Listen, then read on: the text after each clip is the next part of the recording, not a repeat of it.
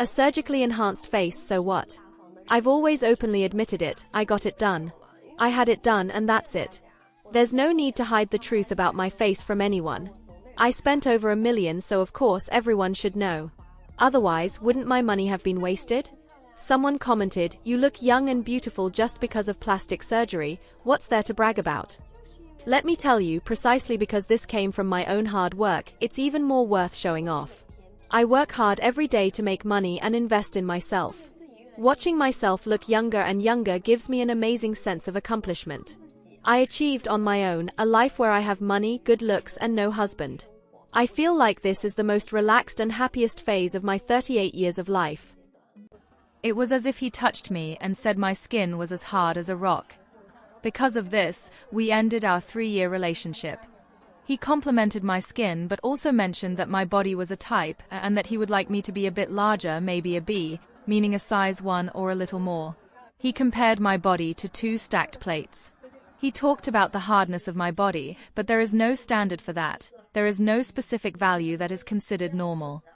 The type of implant I used was chosen by him and could be softer, but to make that change, I would have to pay out of pocket to replace or reduce the size of the implant. I asked why he didn't recommend that from the beginning. He performed the procedure but didn't consider how I would feel. When we put something artificial in, we expect it to look exactly like the natural, but in reality there will always be some differences. Also, this is not an emergency surgery. Every procedure has risks, and those risks should be shared between both parties, right? I'm 36 years old, and I spent $680,000 to make myself beautiful. I'm not afraid of my husband cheating, I'm afraid of not being beautiful enough. You might wonder why I insist on getting my nose done for the 5th time at 36, and this time it also includes adjustments to my eyes, mouth, and chin. It's because I believe that beauty is the most expensive thing in the world. For a woman, beauty is the greatest capital she can have. Recently, a phrase that deeply resonated with me was, "Besides beauty, everything else a woman has is empty." You might think my viewpoint is a bit extreme, but not knowing the suffering of others, one should not advise them. I was born with angular bone genetics, and in college some people called me bull demon king and husband killer, which caused me a lot of psychological trauma. So, more than a decade ago when I was mocked, the very next day I went to a famous clinic in Shanghai to have a nose job and a mushroom hand surgery. Unfortunately, after the first surgery failed, I had to get repairs done every time. Due to appearance anxiety, I lived with an inferiority complex and made my choices in relationships based on that. Appearance anxiety can indeed make one feel inferior unless you have a strong inner self. Many people comment on videos calling me a plastic surgery girl, and some even say that I'm a man. These words have caused me serious psychological harm over time. It feels like I've spent my whole life trying to fix my nose. I'm a person who strives for perfection, and I believe that anything that makes me more confident and beautiful is worth it. Life is only lived once, I don't want to live it feeling inferior. Therefore, this is the reason why I'm getting my nose and a full facial overhaul done for the 5th time at 36. The repeated surgeries are actually quite exhausting. Have I become better looking than before? Yes, I'm more beautiful, but have I become more confident? Has my inner self become stronger? This recovery time after surgery has given me a chance to think about how I want to live my life going forward. In the past, due to my upbringing, I had a weak personality and lived for others, neglecting my own needs. Now I choose to respect my own feelings, put myself first, seek my own redemption, and when I feel good, the world will treat me kindly. I hope this time I can feel complete. If I can't, this will be my last nose job because I suddenly realized that as long as I am determined enough, I can allow everything to happen. Therefore, 0.3s, no matter how old I live to be, I will always be the most beautiful. This year I'm 43 years old, I've spent over $1 million on my face, I've done over 60 procedures on 20 or 30 different areas, but I've never had a facelift. Many people think I have, but I haven't. I don't use any beauty filters, it's the iPhone's original camera. So why do people think I've had a facelift? Because at 43 years old my skin is still pretty tight. So let me explain, I don't do facelifts because the consequences are terrifying. Not only is there a risk to life, but there's also the danger of ending up with a crooked mouth or drooping eyes. The facelift has the highest risk index. 1 or 2 years after doing it, the face drops quickly, and that skin is already dead. Remember, be very careful.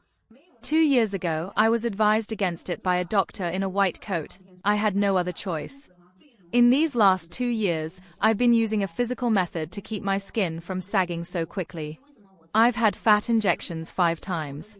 So everyone knows that fat filling can easily lead to our skin becoming loose and sagging, creating bags, including filling the cheeks. I've filled my whole face. So why, after doing so many procedures that easily lead to sagging, is my face not dropping so fast? Because I really consistently wear a face wrap. Many people say this is an intelligence tax.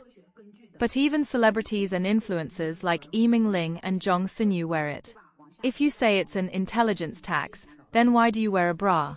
The bra is to prevent sagging. So, wearing it on your face has become an intelligence tax. It's something you only understand if you wear it. First, it has a scientific basis. Why do we form wrinkles? Because gravity pulls our skin down every day at a speed of 0.02. By using this upward force, we can counteract it and create a balance against gravity. You can check the real reviews, don't look at the manipulated ones, look for genuine feedback. I show you my face completely without beauty filters or retouching. Many people say, oh, look how I was before, now with 10 levels of filter. I'm showing you completely without filters. You can see everything, the red spots, the bags, everything is clear. Does my face still look tight? The wrap I use, of course, those earlier versions are all outdated. When you go to the hospital after a facelift or fat injection, isn't your whole face wrapped up? But is that really comfortable? It's too tight, you can't stand it. Now, the model I'm wearing is very comfortable, one piece. It's very easy to keep wearing. First, it has 3 ways to wear it. If you have wrinkles at the corners of your mouth, nasolabial folds, or if your eyes are starting to sag, this is very comfortable, not tight at all and soft. This cotton is milk cotton. It's the best face wrap I selected after a lot of choices. There are many types on the market now, remember this model. The butterfly design is what I think has the best comfort in every aspect, whether in its coverage while I sleep, it allows me to keep using it. If you can't stick to something, it's useless. But don't expect it to achieve facelift results if your face is already sagging badly. It's impossible, it only provides anti-aging effects. Consistency is key. It's like a bra, wearing it is different from not wearing it. Wearing a body shaper makes a difference too. The face you see now has all been operated on. I spent over $1 million, including my forehead, my head, which was filled with fat. Then I later had a procedure with injections, and then moved on to my eyebrows. My eyebrows were not done with surgery. They are supported by high molecular weight regenerative material, and the material I chose is of excellent quality. Inserted into my nose, in the back of my nose. I also used injections to lift the base of the nasal ligament, including the columella of my nose, and the nasal wings, which were also lengthened with regenerative material. My eyes have had 2 procedures, and the area around my eyes has also received a significant amount of material. In fact, many people in the comments criticize me, asking how I could spend so much money. I don't think you're some extraordinary beauty. What I want to say is that everyone has a different foundation, so the appearance resulting from plastic surgery is also different. It doesn't mean that a celebrity's face or a considered beautiful face fits well on yours. On my journey to beauty, I have also attracted many beauty seekers, including my fans, who come to me to get beautiful. They recognize my aesthetic reasoning, my design philosophy, and all of us have an obsession with beauty. Many fans who meet me, at first, wonder if I will achieve the results they desire, if they will be satisfied. But at the moment I finish the procedure, they all say the same thing. This lifetime I will seek you out. I really like your personality, and you can solve what I want. It's not that I follow what the clients want to do. I help them create a plan. Each person is unique, and the plans are different for everyone. If it fits, we do it. If it doesn't, we don't. We must always invest money wisely.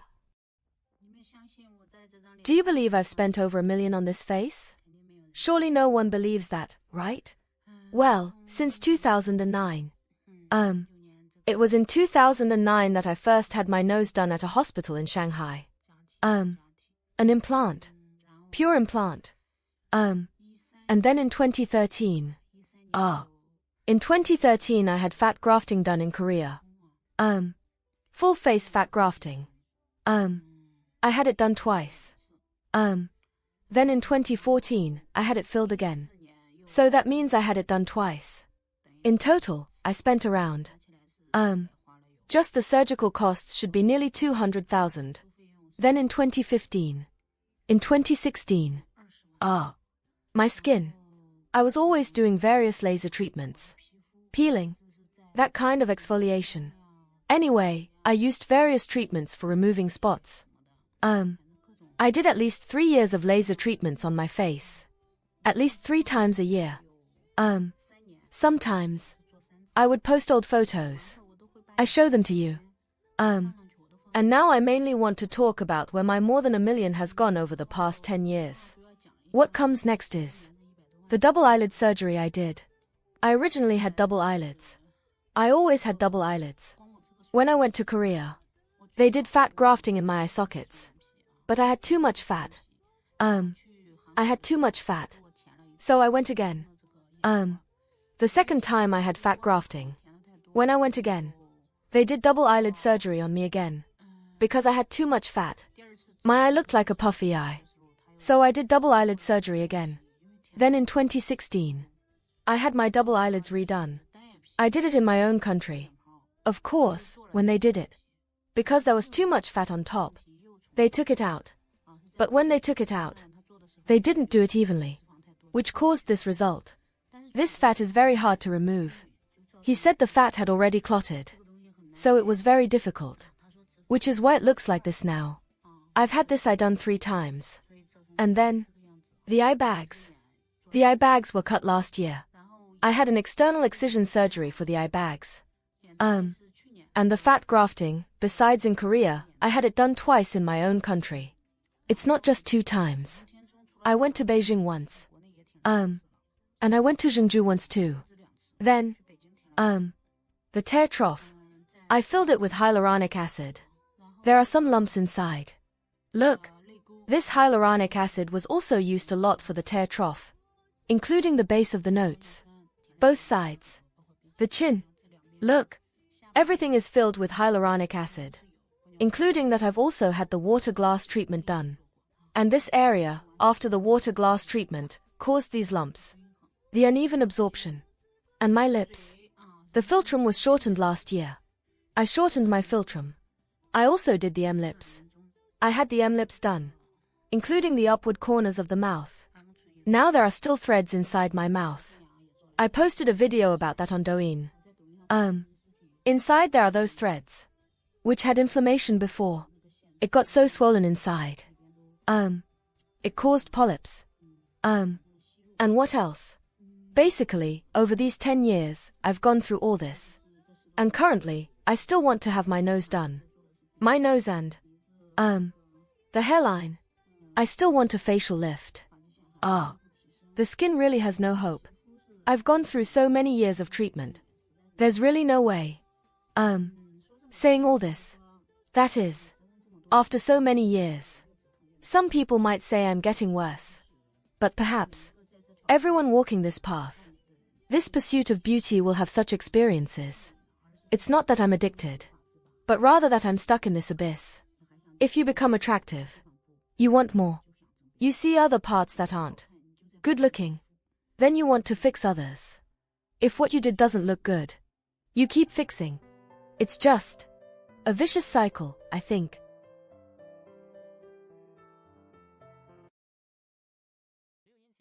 It really is quite a snowstorm, but why are some people so eager to advise others on beauty?